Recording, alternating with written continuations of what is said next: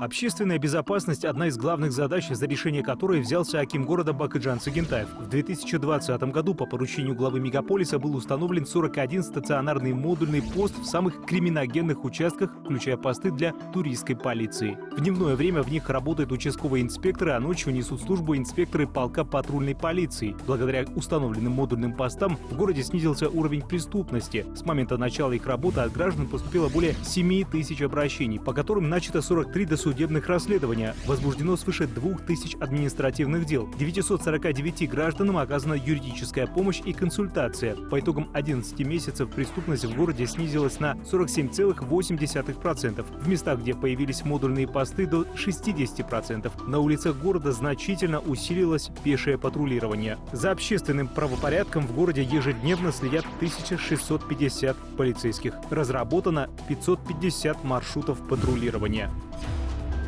Ровно год назад аким города Алматы Бакытжан Сагентаев сообщил, что в городе планируется увеличить количество аппаратно-программных комплексов «Сергек». Данные комплексы начали устанавливать с целью улучшения работы по обеспечению общественной безопасности на дорогах и в местах массового скопления людей. В прошлом году в городе появилось более 2000 камер «Сергек». Благодаря новшеству уменьшилось число ДТП. Еще одним фактором, существенно повлиявшим на снижение криминогенной ситуации, стало открытие современных фронт-офисов.